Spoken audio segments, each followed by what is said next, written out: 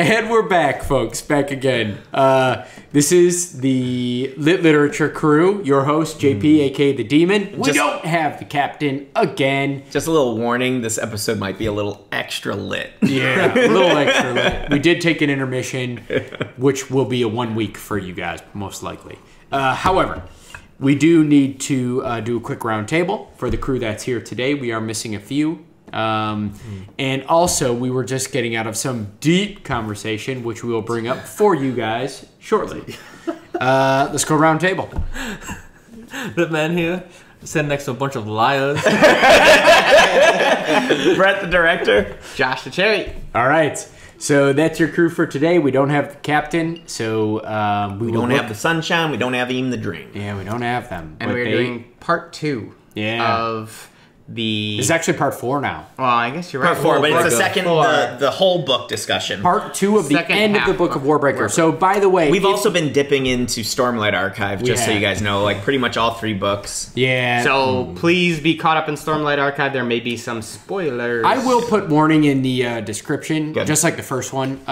We did make sure that you read 1 through chapters of Warbreaker 1 through 32. For these 2 episodes, part 3 and 4, you definitely need to have the book done, and it would be even better if you finished all 3 books of Brandon Sanderson's Oathbringer. If you have not, I strongly suggest you do so before you partake in this particular podcast. Yeah. All 3 books of Stormlight Archive. Yeah, don't only like 40 hours long. Yeah. You do it in a week. Yeah.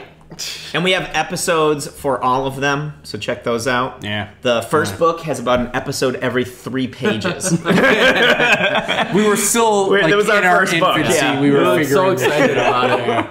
And so much to talk about. Yeah. So with that said, let's get this rolling. So we said last episode we were gonna start with this episode with the last Brett bet from the initials. Still, baby. Yes. So our final Brett bet that we did in the first week was: will Siri have a child? And we had of our people here, so it was Manny said yes. Or no, Manny said no. Manny said no. Yes. That bastard. John said yes. Jeff said yes. Yeah. Brett said yes. Everyone was wrong except for Manny. And me and Ben will take a I know why Manny said no. All right. Oh, man. Yeah, I'll take that too. What was the unofficial Brett bet that Josh didn't record? Oh, the unofficial Brett bet that we didn't record, but that is in the episode was who is the Warbreaker? And we know now that the Warbreaker is actually Vasher.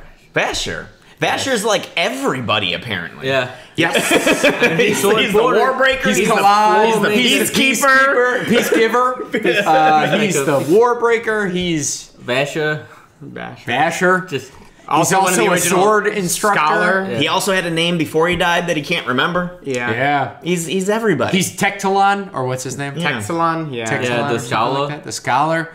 And he's also the sword master. What's his name? Zail. That's it. Yeah. Jesus. It's also weird to think about when he described himself as being a better scholar than he was a sword master. Well, now I am nervous about something. Here's what I'm nervous about personally. Zal is a pretty badass guy. He definitely wins, and he's not afraid to cheap shot, as we know, and we will talk about shortly in this episode. Yeah. However, he's clearly very, very good swordsman. Yet to stand kind of his own against a premier swordsman like Denth. But there's other guys, Denth and Arsteel, and maybe even the other Steel. What's his name? I forget. Steel. Yeah. Yes, Steel. They may all be way better swordsmen than him, and I'm thinking about this right now because he's like a badass swordsman training super badass swordsman. Yeah. And the thing is, he has 300 years experience. I know. So that's true. Badass, or his being not as good of a swordsman could still be amazing. So you're taking a tap talent. I'm assuming Denth was like a prodigy, like us, and then who happened to live 200 years to refine his craft, and Denth, who not Denth, Arsteel or Denth. Vasher was like, I'm good, but he was never a no level. But he still had 200 years to train and all the tricks. Yeah, he's amazing, but he's not as good. He should have lost to Denth. Yeah.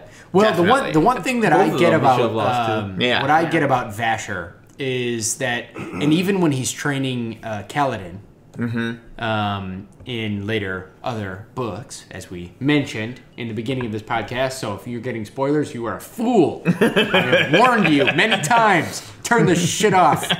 Anyway, but he even says, like, you need to learn this so that you could beat this, and what about this? And he's clearly a guy who's not just a swordsman. Yeah.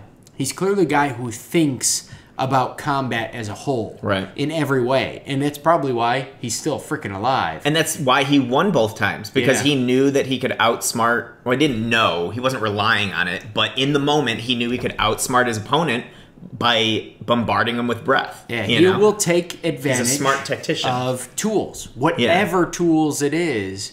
And also his scholarness, I mean, clearly in terms of partaking in the development of Nightblood, I mean, he's clearly a super intelligent. And his skill with breath as an awakener is insane. The fact that he's in a world where he cannot awaken anymore almost makes me feel sad for him. Yeah. I actually have a question because, as you guys know, I miss a lot sometimes while we're reading. Was it answered exactly why he was able to influence people? What do you mean? Like how he was able, like when they went to go save the girl, she'd never seen him before, and she came and hugged him. She was able to get the dogs to shut up. He even said to Denth, he even said to Denth, like, I can take that pain out of you. I can take that darkness out of you. That's got to be. Well, he said he could take the memories away. Is that okay? Yeah. So he's able to manipulate memories. He has a somehow. command he found out to like erase memories. From people. It seems like, which is awesome. Go Because ahead. like he must have like whispered it to what's really interesting is he whispered it to Viviana. He whispered it to the child when Viviana was there, but Viviana, since she had the heightening, was able to kind of see like it affected the little girl. Well, I thought they implied that he might have been able to give, because Viviana thought that you couldn't give, it was all souls or nothing. But he gave part of his breaths. Remember though, like the breath system, Sanderson has left it highly like cloudy. And he's also said that the 5 scholars were still they don't quite trying understand to it. Discover it all. It would make sense that a scholar might know more than others, but also Denth was probably lying. He could be because it's like he doesn't want her to give up her breath, any of it, because he wants it for himself. However, they never confirmed that. They never confirmed it. What? They didn't go back and say like he could absolutely give only one breath versus another. We get the idea. One thing that was interesting though is she could have always given all but one of her breaths to an item and then just let those die off. But also, but you can't give all but one, can you? Well, like, you can give parts of them. Serious, like you can't give up all your breath. And the priest's like, no, that's right. You can separate it. Yep. They mentioned it. You're right. You're actually that was confirmed. I'm so sorry, Ben. You can mention absolutely correct. He can separate the extra breath from his own original breath for the God King. Yeah. And I'm assuming it's actually the same, even though they're not. It must be exactly. I was thinking about something else. Is they did explain in the epilogue that like because of the quality of his breath, his soul, maybe soul. We don't really know if it's a soul, but the quality of his breath. The animals immediately like him and respond to him. They actually commented on that. Yeah, they commented that in the epilogue, which I thought was really interesting. I don't remember that now. I actually had some thoughts on breath since we're talking about it. Might as well. I don't think that they're like deliberate, but one thing I like to do when reading is to like draw analogies or draw like comparisons to like our real life. And I don't think that this is like something, I'm not saying that I think that this is what Sanderson intended when he was doing it, but to me, the like whole breath system felt very kind of similar to like upcoming AI. Like it felt like how you can like have this just like lifeless kind of like army of the dead that could potentially be like wielded by like a few very powerful people, like unprecedented amount of like power in the world and stuff like that. And I thought it was also interesting when he used breath to awaken the sword. And it's like, if you awaken AI, the same type of thing can happen. If you don't properly program this thing to have a very clear directive that it can understand. Like, all it knows is kill evil, but it doesn't know what evil is. Yeah. So it just ends up killing everything. Yeah. You know, It's and they kind of say the Yeah. same thing about like AI. It's like, oh, if you program something to make paper clips, it might just start disassembling humans because it runs out of matter for paper clips. You know, shit like that. And I thought it was kind of interesting. That's an awesome insight that you're bringing up. That I honestly I didn't really think about it, but I guess subconsciously maybe a little bit. But when you bring it up now, so many thoughts go through my head because of how Vasher's always like, it doesn't understand time. It doesn't really understand that she's dead. It doesn't understand this. It doesn't understand that. It can't even like really see things. It just kind of senses things. Your mind when you're near it. And then you're remembering Zeth and it talking to Zeth all the time. Wield me. Yeah. Wield me. Let's kill them. They're evil. Oh my gosh, yes. I forgot about that. I forgot about that. It's so good. I mean, I'm thinking about that. And then you go to this book. I mean, totally different audiobook experiences. But I really wish we could take the voice from Stormlight and bring it here. It's so remember good. when the boatman was coming up to find it and he's like, even though I was reading it, and by the way, this audio, the woman, what is her name? The Readings? no, not Kate Readings. She's the other one. Are you talking about from this one? This one. She did a great job. She was she was fantastic. I don't want to take anything away from her. I know. I just love. I freaking love the like Nightblood Alyssa voice. Bresnan? Bresnan. She did a great job on this, so I don't want to take anything away from that. But it's that just Nightblood different. voice, It's not worse in any way. It's No, just different from the voice that we got used to in Stormlight. it's more like chill. Yeah. I guess. Yeah. But like I kept imagining the Stormlight one. Yeah. Where and the boater, you know, he's like fishing or whatever. Oh, and he pulls it out. And the sword's like, it's like to your left, like come on, pick me up. I don't like being wet. But then I kept imagining it in to your left. I hate being wet. Trust me, you'll love me. Like just get me out of here. Like I just like imagine this like whole fucking character out of this goddamn sword, and I'm just like, that is the best fucking audiobook voice for Nightblood I have ever fucking experienced. all of the voices from Stormlight are so fantastic. Of course. Those. Anyway, we've talked about that extensively, but it's so good. But the point I'm making is I'm not also trying to take away from not at all. This particular audiobook because it was really well done. Yeah. I thought that especially her control over the male characters, because it was all female read. Sometimes that's hard. Like I have harder time with that, but she did a fantastic job. Yeah. So anyway, point being said, that fucking sword. He's awesome. It's just, I wonder. It's hard to even though it's like I think that it is a really interesting character. Yeah. Because of the fact that like I don't know. It's just to me it's like really interesting. It's surprisingly charismatic for something that just wants to kill shit all the time, and you find yourself actually being surprisingly liking it, even though it just wants to kill shit all the time. It has like almost no concept of morality. Like it wants to kill evil, but it doesn't even know what it is. So it's really just a killing machine. It's like it's really interesting to me. Yeah. Oh, go ahead if you want to go first. One thing that I thought was really interesting is I remember there was a part where Vasher said that it doesn't have any concept of time and it doesn't change. It's always this way. But I would like to think, and I hope that it kind of does go down this road, and I'm sure we'll hear a lot more about this, but I think that it does change. I think that, because they even say, like, I don't know, that because he's like, we don't even know what we were doing. We just did it. We didn't think it would work, and it just worked, but we don't know anything about it. Yeah. I think that we'll find out, like, especially when it starts to talk about, oh, I like her, and, like, I think it has to have some ability if it can remember people. And it even seems to have a little bit of allegiance specifically to Vasher, because he tells Viviana, like, hey, he's up there, like I can sense him. Why would he even do that if his like whole purpose is to like kill. Yeah. So I think that we'll find out that it does have some loyalty and it is changing and is developing. I do agree with Josh, and I think Vasher just has his bias against the sword. Yeah, because it killed his. No, he killed her, but because of that. Because he didn't. It's weird because he didn't trust her not to make another one. No. They don't actually elaborate on it, but they explain that she was going to reveal the secret of how to make it to the world. Well, she said, he thought he might because she revealed the secret of how to make a one breath lifeless. But we don't know the whole story there. Knowing Vasher, though, I highly doubt he just stabbed his wife on like a little intuition that she might reveal this. Yeah, like I mean, maybe if he did, but then if he did, he needs to be punished hard in this book.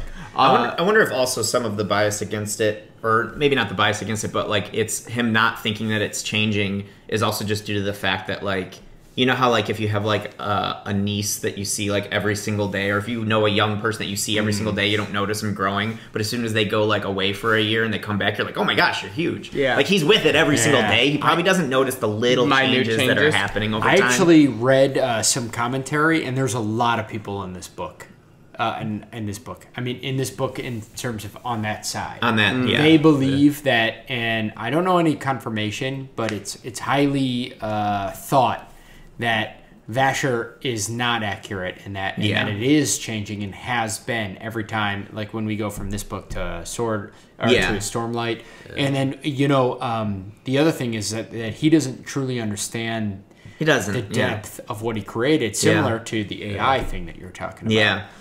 And that's kind of pretty freaking. It could also potentially be just like the unwillingness to believe that he created something sentient. It's like, it's just this thing with its directive. Yeah. I'm no god, whatever. Yeah. The interesting thing is that Denth, no matter how good and how used to or strong-willed he was, wanted nothing to do with the son of a bitch, which says something about Vasher. Well, I also think it has to deal with his sister. And he's like, I want to, there's this sword that could kill him easily, and it's powerful, but also was the reason why his sister died. I think so, but I think it sets up a bigger thing, which is that there is even the people who were aware and used it and even liked it, like there is a fear factor of what they created. And to Denth, he was kind of like, just get out of here. Yeah. Like, don't want to touch it because that shit, even if he's strong-willed enough to not be bothered by it, it's like only Vasher who can actually, well, not only Vasher as we find out later, but... Yeah. It seems like it, for sure. Oh, I did read that if you bond, like bonding, I guess Sanderson has, like, bonding is important in all of his magic systems. Mm-hmm. And they're different in magic systems, but bonding's like an important factor, as we know from Spren bonds and all kinds of other bonds. There's different types of bonds, and then in Mistborn, as we get to it, bonds are also kind of interesting there. And I realized that this like bonding thing is something. Apparently, if you bond somehow or minutely with Nightblood, it will no longer make you nauseous. Remember when she kept getting nauseous? Now, I don't know if that's fact. If somebody said it, maybe our much more knowledgeable followers could comment on that. Yeah. I'd be super interested to know what you guys have read. But I'm curious about it. I read that, if you bond it, it only kind of makes you sick until that bonding happens. And that may have something to do with like the sensing it. Yeah. I'm not sure. Maybe, because I know... None of that's factual, by the way. I'm just like garbaging up I do know that the on the website they have he's got like annotations for like every single chapter. Yeah. He goes into more detail. I didn't read any of them because I like to come in a little bit more fresh with my own ideas first. But Same. I agree. But now that this is the last episode, we'll talk about it for a while. I'm probably going to go check that out. He might talk about it. I don't know. It's really interesting. I like. Ben, what were you going to say? Go ahead, in this Ben. book, anyways, I don't remember Stormlight too well. But in this book, Vasher was surprised when he made Vivian pick it up that she didn't kill herself with it, basically. But, And she's like, and she had that nauseous reaction, and he's like, and it's only my interpretation that only pure people, not evil people, have that reaction to the sword. Yeah. Who are able to wield it and then have to overcome that gnosis. Exactly. That's what I read as well. Only pure people will get that. Otherwise, you crave it. You actually want it. You crave it, you want it. And you'll take it and then... Kill your friends because you think they want it too. Yeah, and then you'll kill yourself. Yeah. It's a little bit like the ring. Yeah. Just corrupts you. you. Yep, yeah. Exactly. I'd be interested. I'd be interested to see if there was any, like little influence there on that. That'd be pretty sweet. Yeah. But dude, the moment he unsheathed it. Oh yeah. Yowza. Dude, also the moments he didn't unsheath it. Yeah. No, just hearing him describe like shoving a sheathed sword through people, I was like, how is that possible? That's dope. Dude, when he unsheathed it, I was just like, the thing that scared the fuck out of me is it's not like what Zeth had. Yeah. When Zeth did it, it was insane. Just as insane. That scene was fucking nuts. Yeah. But it was all Stormlight. In this, it was all these people's breaths. Yeah. I kept thinking about this world. I'm like, maybe souls, but I'm not sure. But I'm kind of like, I'm thinking about this world, and I'm like, already it is highly clear that if you are dealing with this breath system, you are talking about, like, over time, most of the breath is going to be gradually controlled by powerful people. Oh, yeah. And I'm not, like, making a unison or a comparison to money, essentially. But, like, the scary thing is like, when you use that breath in this world, it is fucking gone. Yeah. You do not redistribute it. Yeah. Some of them. There's the only way... Once you get it, you can't really... To normal people who own scholars, you can't redistribute it. Because you can't split it up. Yeah. But if you die with like a horde of breath, dude, you're done. That's what I'm saying. I'm like, yeah. you could take 500 people's breaths and die, and there goes 500 extra souls with you, souls or magic, whatever it is. If a billionaire died tomorrow, that money would just be consumed by somebody else. Yeah. Exactly. That's what I'm saying. There's no like breath. Yeah. With breath, it's like holy shit. I kept thinking about this system. But breath is also, you think there are hundreds of thousands born every couple days, but all the same, there is more being absorbed through the economies of breath than there is being one per birth, and then you've got people with 5, 1,000, 10,000, 50,000 if you're the God King. But the point I'm making is like it's not uncommon for people to get a breath or 2 or 3 or awakeners who might have 10, 12. You're talking every single person who has multiples is accounting for 10 different people of breaths that do not exist. I think they're pretty, like, it sounds like a few hundred breath is like being rich. Like you can go wherever you want. So I don't think there's a ton of them. No, but still though, you're talking a few hundred per one person that has that. Yeah. And then you're thinking, dude, baby making farm.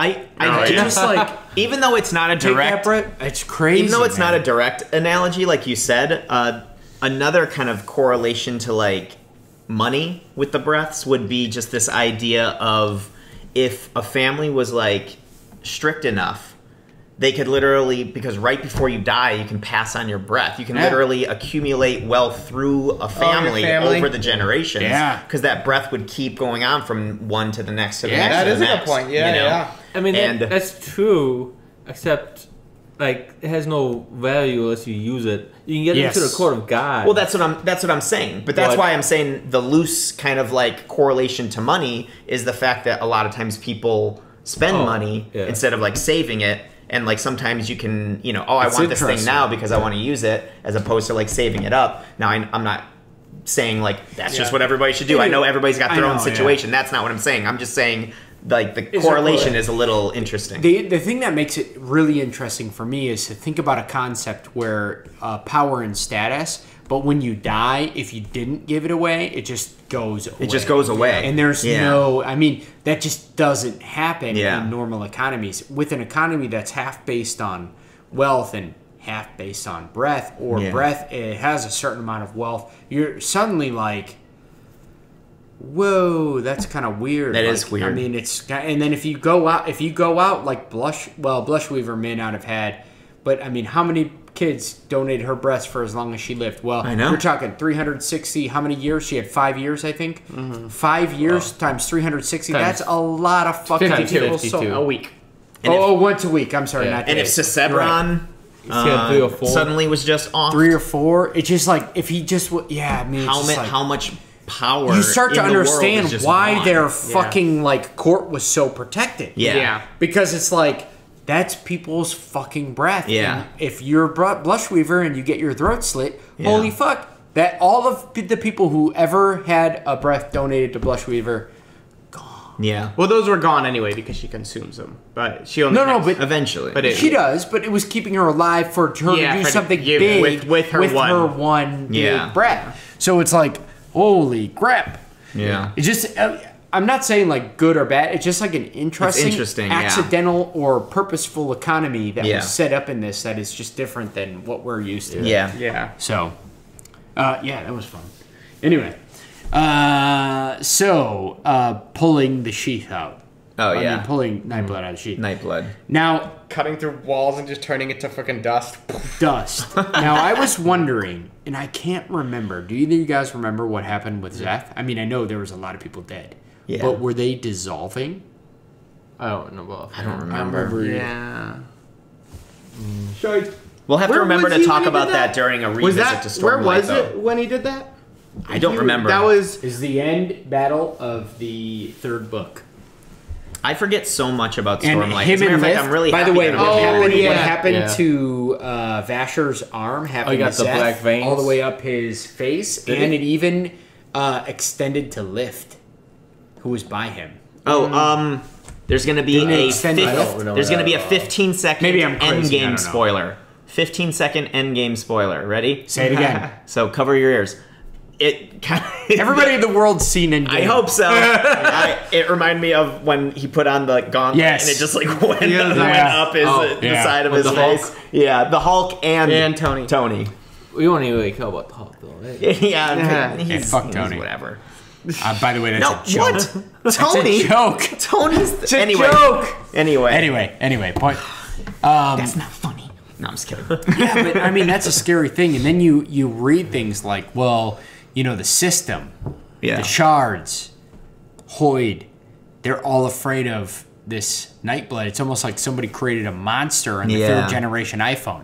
Yeah. It was like, here's our iPhones now. Then we're like Siri 0.2, Siri 0.8, and then you're like, fuck.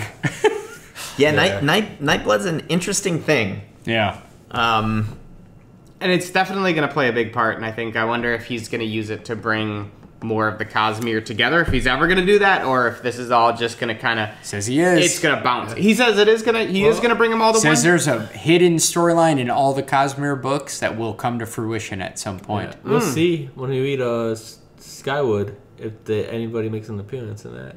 Is Skyward part of the Cosmere? Is that confirmed? I don't even know yet. That's our next book. I'm assuming already. Not that he would waste time. Not all his books are Cosmere. Oh, really? I thought they were. They're not all. I actually read. I think most of his ones now are though. I think like Alcatraz wasn't right. Steelheart. The entire trilogy of Steelheart's outside of the Cosmere. Yeah, but that was already written though, wasn't it? I thought Steelheart was outside. Confirm for us, folks. Yeah, I don't. Or I'll look it up later, or whatever. Yeah. I read that not all books are Cosmere because on his page, the books are separated. Yeah. Cosmere and non-Cosmere. I know not all his worlds have a shard guide looking over them. Mm-hmm. So like Steelheart would have needed one. It's a multiverse though. That's what's interesting. I love Steelheart. That series was really fun to read. Yeah, I'm not sure about talk about Sanderson making an X-Men. That's fucking dope. Anyway. But either way, we'll find out. Yeah. Either way, I'd be willing to bet that it is. I don't know why. I just get that feeling. What were you saying? Steelheart? No, Skyward.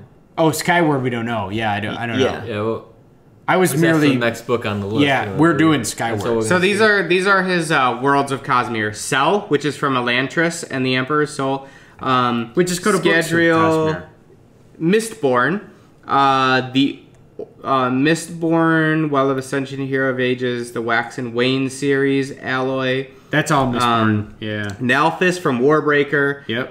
Taldian from White Sand. White Sand is awesome, by the way. Shadow of Silence in the Forest of Hell. These are just the worlds, though. It doesn't say that. It says the books.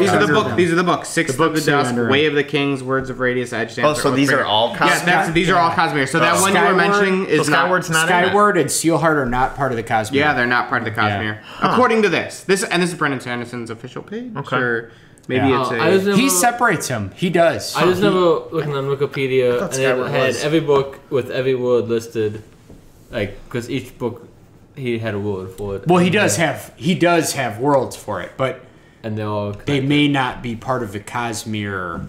Yeah, we'll look into it later. Yeah. But anyway, right or wrong, whatever. I just know I remember because I looked up Steelheart because I was curious if there was any shard stuff in it because I read it like after Stormlight, and I was like, "There's none," and I'm like, "Oh, it was like it's just other for stuff, fun. Yeah. Like he just had a cool idea and it was like super dope and it didn't fit into the Cosmere, but maybe I'm wrong. So who knows? Doesn't matter. With that said, we need to go to the characters in this book that are in some of the other Cosmere books. And I think the Hitman is on my side, and I don't know about Cherry or not. Brad, I don't know how you think, but I think Vivenna is going by, what's her name? Blonde, training with a semi-shard blade. I call it version 4. So, or generation 4 shard blade. Remember how she has a shard blade that's not quite a shard blade, but it's also not like Nightblood? Weren't we thinking it was an honor blade? No, I think it's not an honor blade. When we read it, though, I think we were talking. Maybe we did, but I had no idea about this book at the time. Yeah. I'm almost positive, and commoners can comment, and I'm curious what you guys think. Commoners. But I would appreciate it because most of our commenters have way freaking more knowledge than I do. But if Honor Blade is one, it sounded like you said the commoners can comment, not the commenters. Oh, I was like, why is you calling our readers? No, you are not. All you commoners out there can comment. Yeah, I thought you said commoners too. It's like, guys, come on, help me out here. Man, all right. Harsh. So if Honor Blade is 1, Shard Blade is 2, Nightblood is 3, a super 3 that they got really crazy on. Yeah. And then a copy of that might be the one that she holds, which I think might be like a generation 4 copied off Nightblood, which is Nightblood's mimicking Shardblade, so it has some of the properties, but not anything near. I don't remember her blade. She has a blade that works a little bit like a shard blade, but not quite, and it cannot dissolve. She doesn't summon it. It's there. It's there. But that makes me lead. That's why I think that's why we were saying that generation 4 off of Nightblood, but it also doesn't seem to be sentient. Like, we don't know this for a fact yet, but it doesn't seem to be sentient to any means compared to or she didn't Nightblood. react to it as if it was. Yeah. Exactly. So, but I do think that's Vivenna. Boss ass swordsman Vivenna probably way traveling. But we have to think that she must have. Well, she does have royal blood, but wait. Sorry. Before we get too much into that, did anyone else? Is Vivenna Vasher's great granddaughter? Oh no! Right?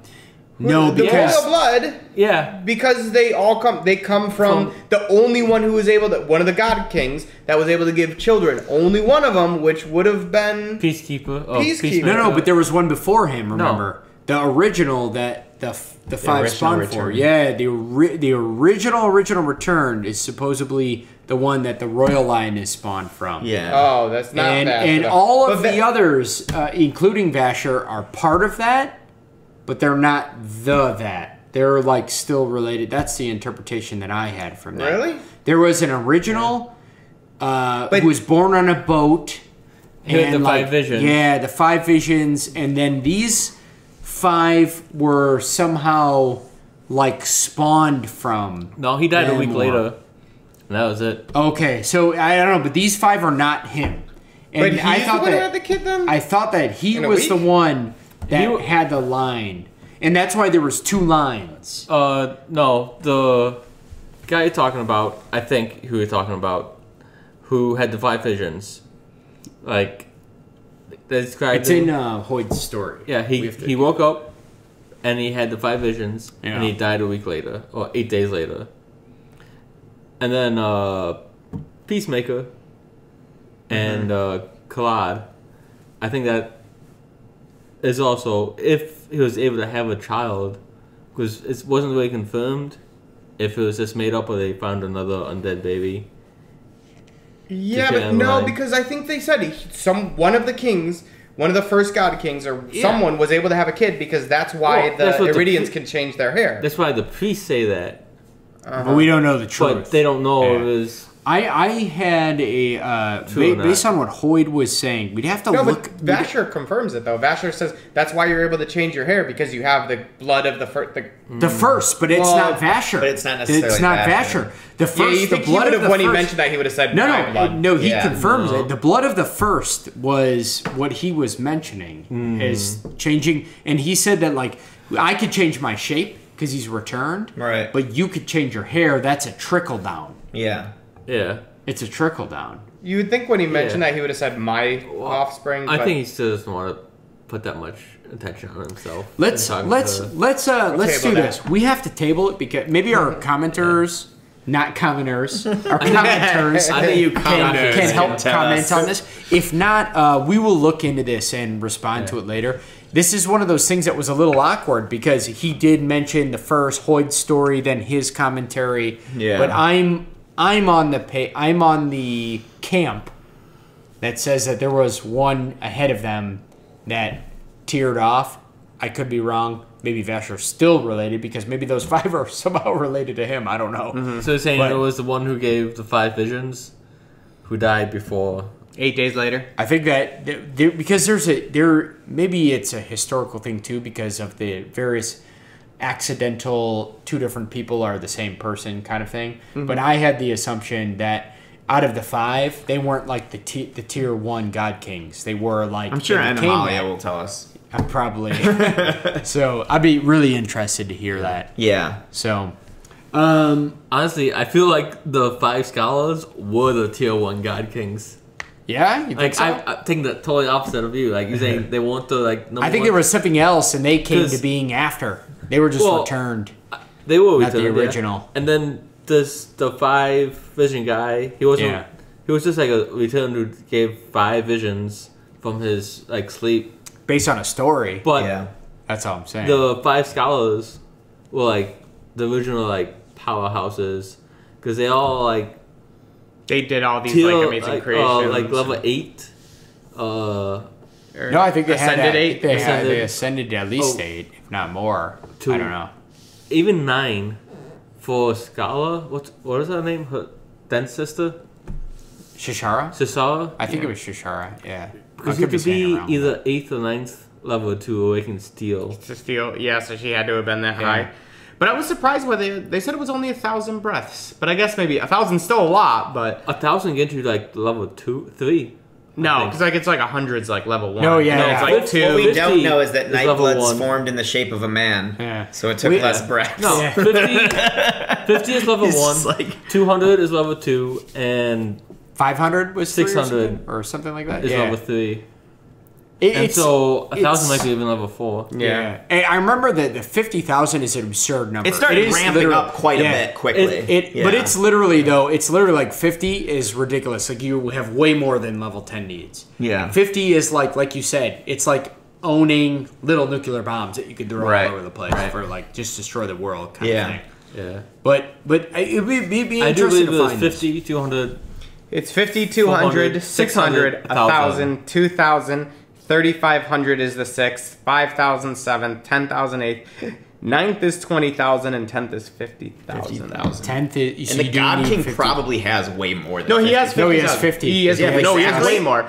Because he has 50,000 just from Peacegiver. Right, exactly.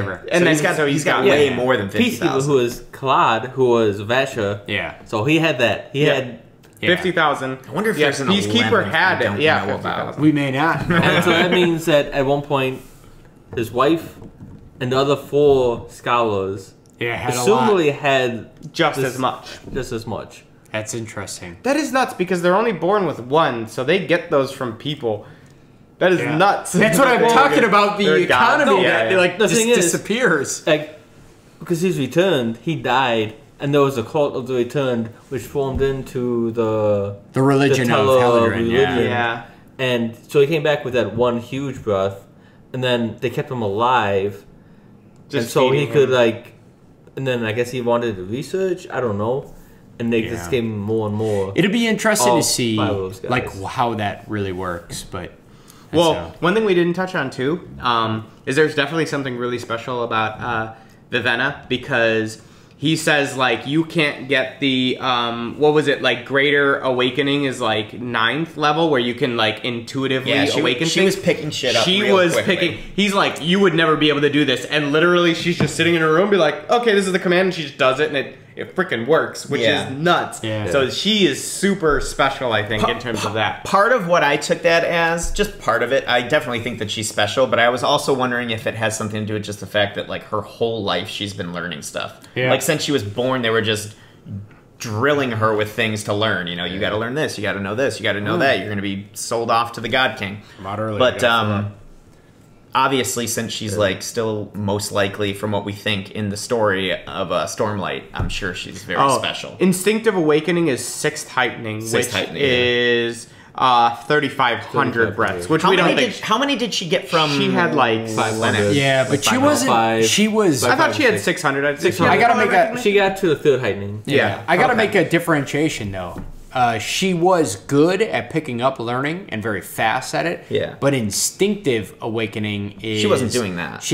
That's that's awakening without... That's what you see at the end when the God King just comes he just down. Awakening stuff.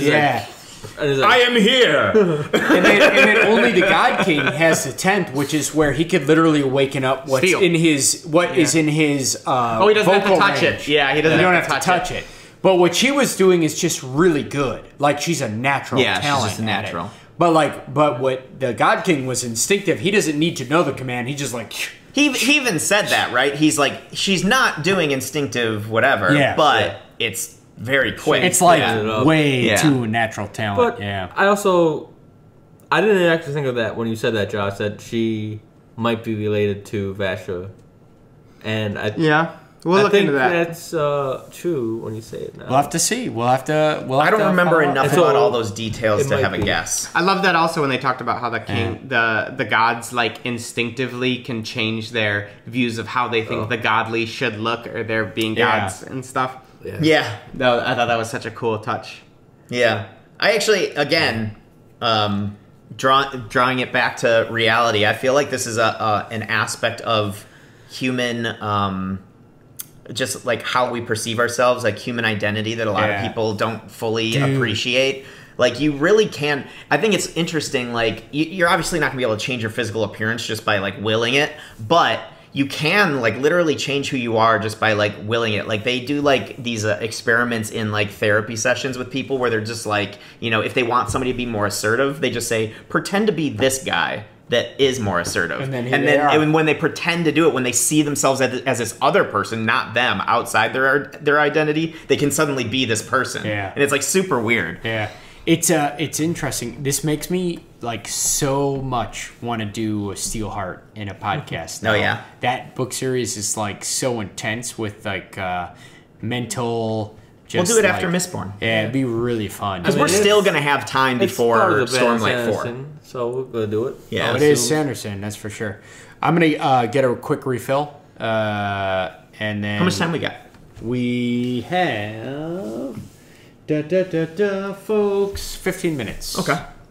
So the other thing that I actually want to tee this off before I go get a refill, and I'll grab one for you, Ben, if you need. Yeah. But the one thing that I want to tee off is, okay, so we know that Warbreaker's directly related with, Stormlight Archive. Yeah. We know Breath and Breath. Right. Stormlight and Souls. And you heard my theory earlier about Although Ben says I'm a liar for saying it, but why Vasher went to Roshar and ended up being a sword instructor for Adolin. I just remember saying that. Because apparently I'm a liar. Video will say otherwise. You're probably thinking it. I remember talking about it. Even Josh and I were like, what's his name in Roshar? Zael. Zael, or whatever, I'm like, yes. Like, even that, he seems so different than he is now. I don't think so. Constantly commenting about the stupid voice in his head that he's used to. Yeah.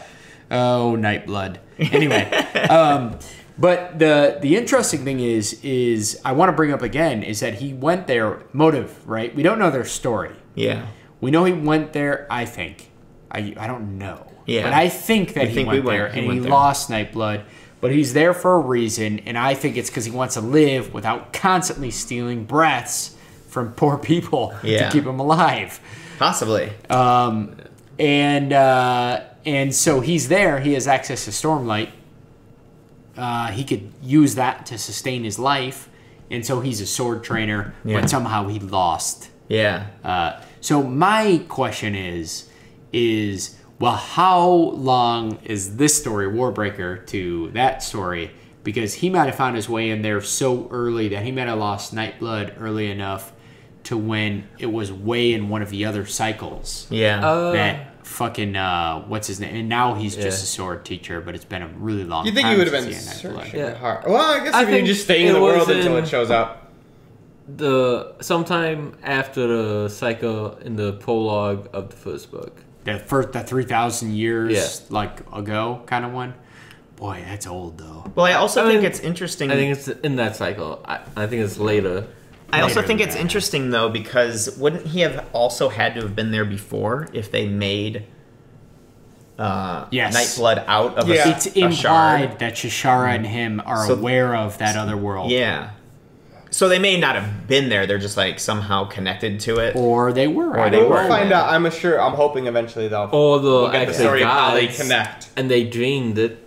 Yeah, that's true. He could have got. Had a dream. Or like maybe there's a way because we know that at the end, Light Song actually is able to recall even his past life, but also his time dead. So I'm wondering, and what the visions he would see. So wonder if these very first people had insane, like, there's going to be this, like, eventually, thousands of years in the future, this world, like, collapsing event, and you are going to be here for that. But here is your visions of everything, and they recall that. So they know what's going to be coming, and that's maybe why they have.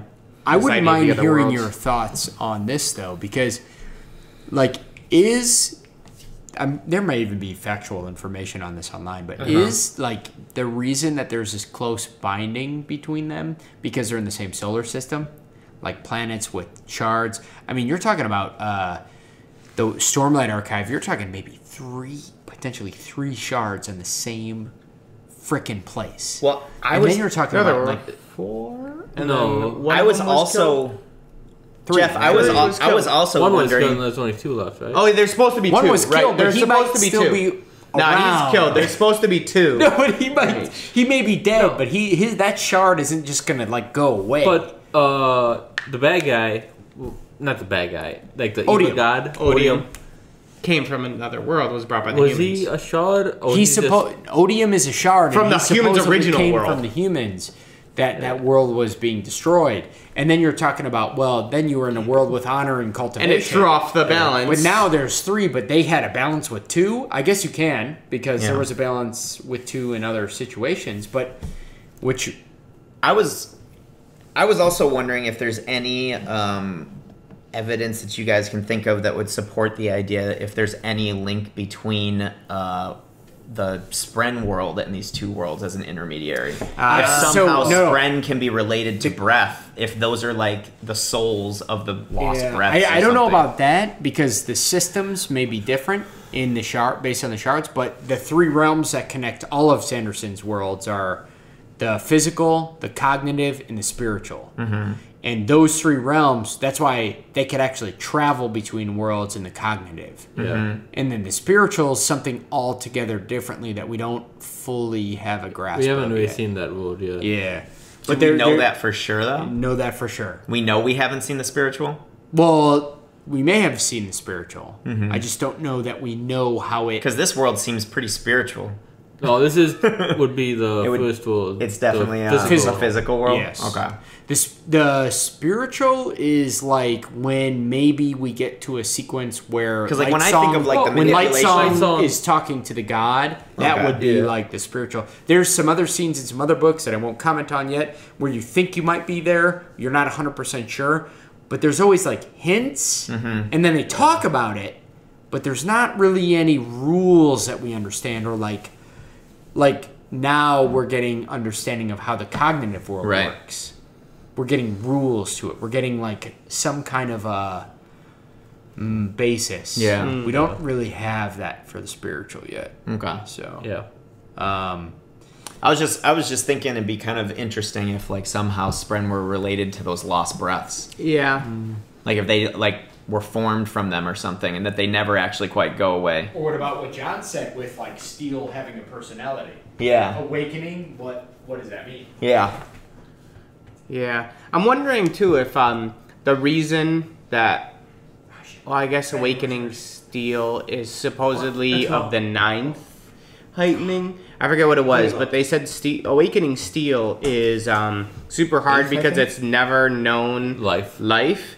But is that the reason why it can be imbued with its own life? Intelligence. Right. Yeah, like, because when Vasher was talking about the different levels, there's you imbue something with you imbue something with its own, like something that's close to life with life, and you give it a command. You give something that's dead, or not dead, but something that's inanimate, but had a loose connection to life. You give that life, and then what were the other? The four levels. The first one was being returned. You're alive. Yeah. And the second one was being lifeless. You bring life back to the dead. And then the third one was doing awakening on things that were living. Like and then cloth, whatever they use. whatever it would be, stone, anything, cloth. No, not stone. Well, but that you can do. I think you. Nope. Oh no, not at all with stone because it never lived. Yeah, Okay. same thing with steel. Yeah. But and then the fourth level is like we're not gonna talk about that. And that's giving life to the sentient life to a inanimate object. Yeah, right. Which would be Nightblood. Yeah. Magic systems. This one's kind of interesting because it feels like Sanderson set rules up, but then like left a lot ambiguous. Compared to most of it, like you're talking about. It seems that if Nightblood is as important to his Cosmere as we're kind of starting to think it is, especially if like Hoyt's scared of it and it seems to be ingraining itself into the Stormlight Archive, is this going to be a central part and a very strong part of the Cosmere moving forward, especially since it's a standalone book, to have this much weight, especially being that like we have characters that are these gods in other worlds. We don't quite know what Hoyt is, but they seem to be a pretty pivotal part of the overlapping Cosmere. Is a lot of the Cosmere going to be spawning from this specific book, which would be really interesting. This is one of his first books, right? No, not first. 2009. 2009, yeah. So which were any of these made before it? No. Those were all made after. They were. But the original Mistborns were. Atlantis. Elantris. That book series you're talking about? Elantris is like his first one, right? Elantris was the first published. Yeah. Elantris was first published.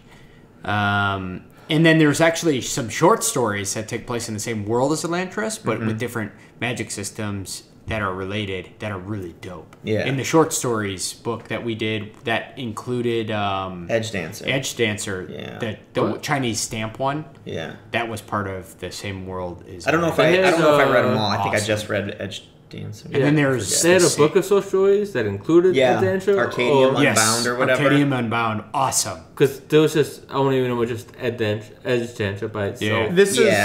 This is something really interesting too, is Brandon Sanderson says that all the fundamentals of magic were the same between all of the books. Yeah. That's why it's very interesting. Yeah, the bonding is what you were saying. Bonding, and also in solid form, it's always a metal.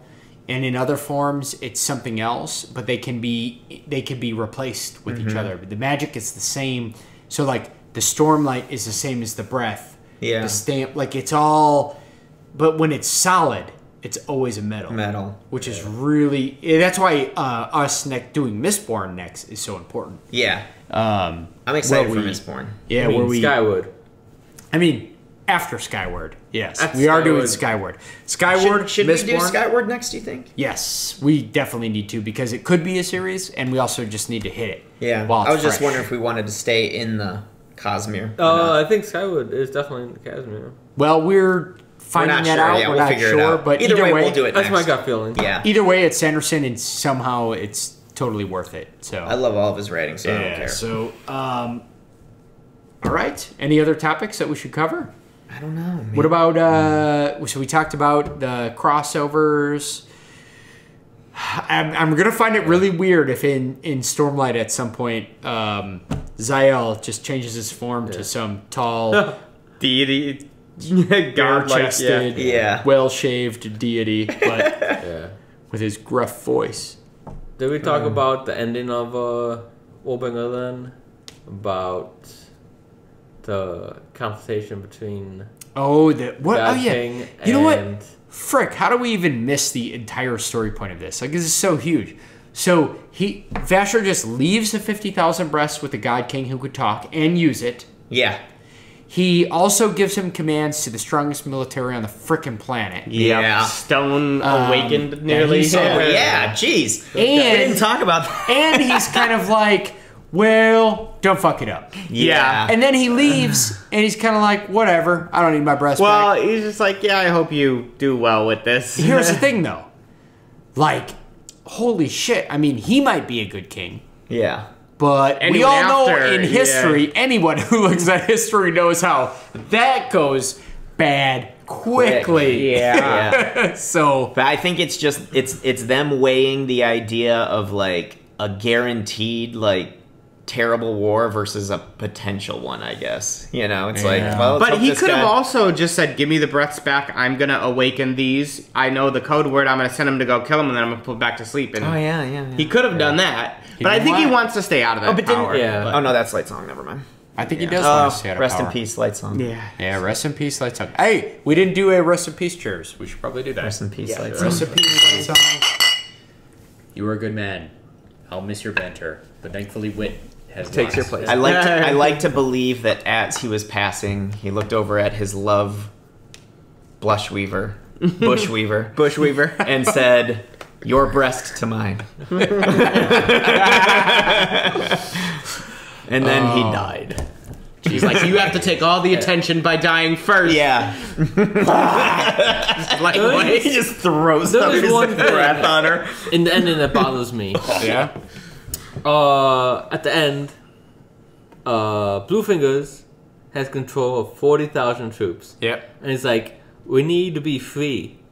And they could have been like, here's these 40,000 troops. Let's just kill everyone. Let's kill all the priests, all the gods, and take control of the city. He could have, yeah. Or but I think he thought... Oh, go ahead. I think he was like, this way, it will never... There won't be any descendants. There will never be any, like hundreds of years later saying, like, this is ours. I think he noticed, like, the conflict that's still going on. Obviously, people potentially having claim to the throne, and he just wanted to end it. The thing is, he could have just ended it. Yeah. Killed everyone. The whole court of gods. Yeah. Then he could have, at the end... Then went back and killed everybody else. Yeah. I personally think if I was him, I would have gotten the codes. I would have changed other codes, and then I've walked away with 40,000 troops, 40,000 lifeless troops, which is the greatest army that is in this world. And then I would have said, I declare independence, motherfuckers. Come at me, bro.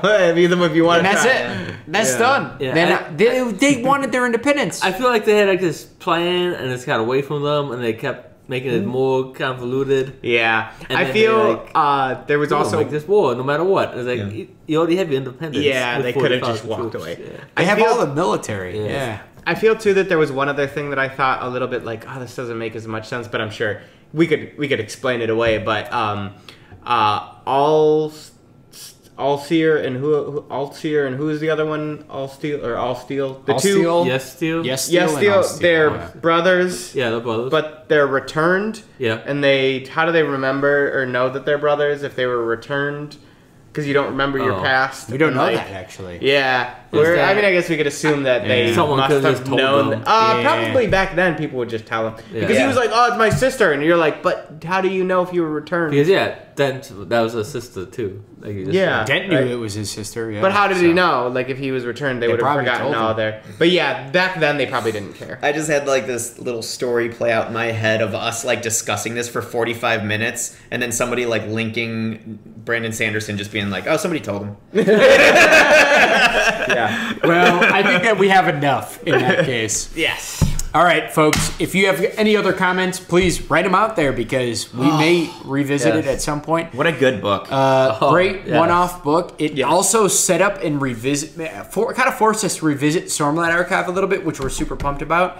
It actually more and more as we started going on felt almost like a little bit part of Stormlight to me. You know what I mean? It's anytime we're in the Cosmere, you know you're getting a little bit. Yeah. So it's really good. I love that. So next we're gonna do Skyward, Cosmere or not. We're doing Skyward anyway. We're just gonna knock that out. We're really interested in it. Yes. And then we are on to Mistborn. Now I have read Mistborn before. I too. So has Josh. I've read the second trilogy. Not read the second. I've read the first book. It's awesome. I haven't read any of it. So I'm really pumped because I barely remember it. So it's going to be like reading it again, which is going to be fun.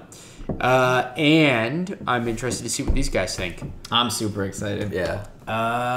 It's going to be weird to see Brandon Sanderson earlier in his career. Oh, it is weird. Yeah. Even earlier than this. Like this was I read the 2 books. Like he's so polished by these Brandon books. Sanderson, and then of the Stormlight Archive, and then I went back and did Mistborn next. And I was kind of like, whoa. Yeah. But still fucking awesome. Still great, yeah. So, and then the later 3 though are I love them. A lot better, you said? Yeah, I love them. Yeah. Yeah. Nice. And I personally think that the captain is going to have a very, very, very, very good time with the second trilogy. The captain needs to read this before we start. I feel like this is an essential book. I really like his choice, Warbreaker. man. Yeah. As far as I understand, he's just listening to the podcast. I'm also kind of happy that we read that first, even though technically this was written first. Yeah. Right? But it was kind of fun to go back and find out who these people are. Yeah, you know? Well, by theory. Like sometimes, a part of me was like, oh, I wish I would have read this first, because then while I'm reading Stormlight, I'd be like, oh, there's that person. But it actually happens the same way in reverse. I was like, oh, there's that person. I think it could be enjoyable either way. It is. And that's the beauty it's great of it. Both ways. The beauty of it is not a mandatory. I think it's better reading that first and coming back to this, because I'm more likely to read that again. Me too. Back to everything. Look at that! Look at all that. Yeah. That's a great thing about these intertwined. No matter what you read, there's always something hidden. Yeah. Something awesome. All right, folks, guys. That's it. Cheers. That was a great episode, and we will see you next time. This is Lit Literature.